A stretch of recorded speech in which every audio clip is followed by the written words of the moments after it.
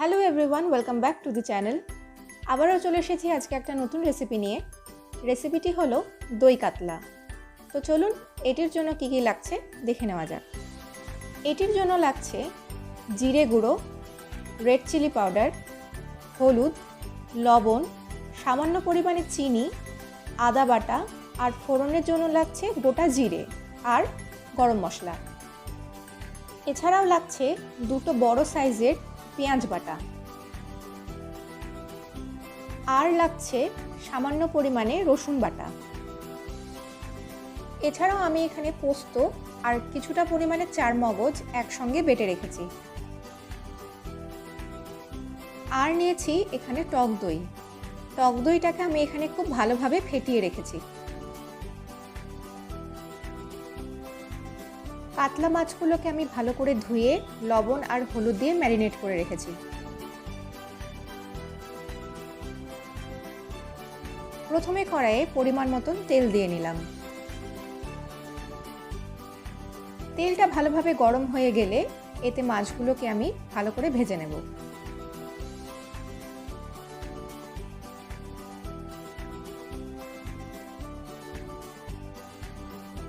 মাছটা ভাজা হয়ে গেছে, এবার তুলে নিলাম। এরপর ওই মাছ ভাজার তেলেই আমি জিরেটা ফোড়ন দিয়ে নিলাম।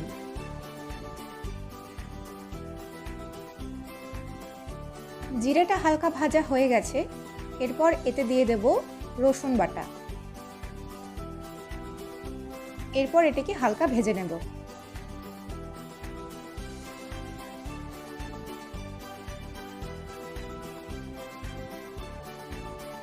রসুনটা ভাজা হয়ে যাওয়ার পর এতে দিয়ে দিলাম পেঁয়াজ বাটা।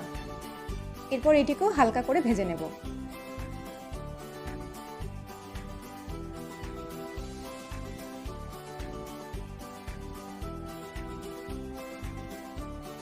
পেঁয়াজটা হালকা ভাজার পর এতে দিয়ে দিলাম আদা বাটা।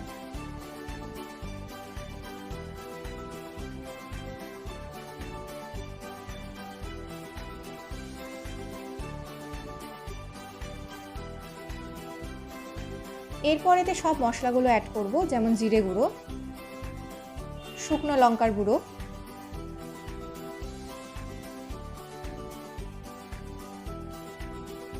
হলুদ গুঁড়ো,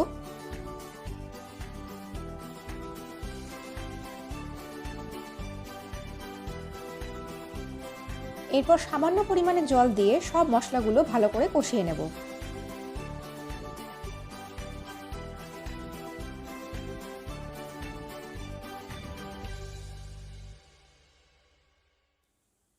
এরপর এতে সামান্য পরিমাণে লবণ অ্যাড করে দিলাম।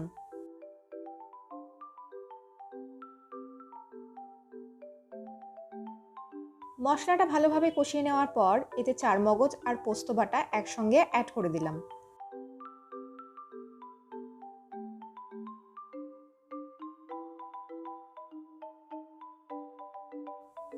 এরপর ভালোভাবে নাড়াচাড়া করে নেব।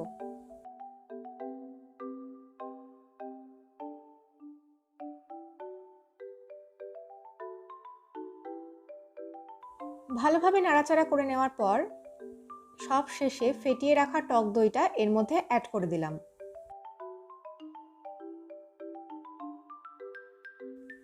আর এতে সামান্য পরিমাণে জল অ্যাড করে দিলাম। এরপর এতে সামান্য পরিমাণে চিনি অ্যাড করে দিলাম।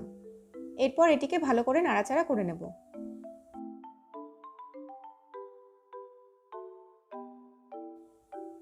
এরপর সব শেষে পরিমাণ মতন জল অ্যাড করে দিলাম। এরপর জলটি ফুটে গেলেই এর মধ্যে মাছগুলোকে অ্যাড করে দেবো।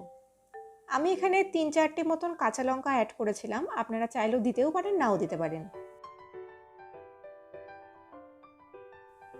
দেখুন জলটি ভালোভাবে ফুটে গেছে। এরপর এতে ভেজে রাখা মাছগুলোকে অ্যাড করে দিচ্ছি।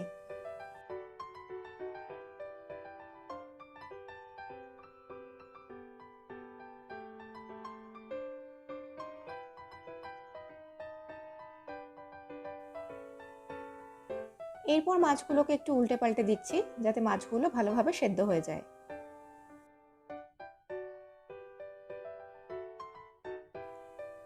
মাছটা ভালোভাবে ফুটে গেছে। এরপর সব শেষে এখানে দিয়ে দেব গরম মশলা।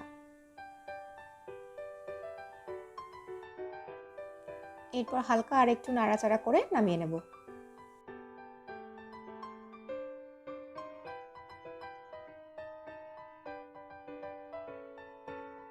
রেডি টু সার্ভ দই কাতলা। রেসিপিটি কেমন লাগলো অবশ্যই কমেন্ট করে জানাবেন। যদি ভালো লাগে লাইক আর সাবস্ক্রাইব করবেন, আর পাশে থাকা বেল আইকনটা অল মোডে করে দেবেন। দেখা হচ্ছে পরবর্তী কোনো রেসিপি নিয়ে। Thanks for watching.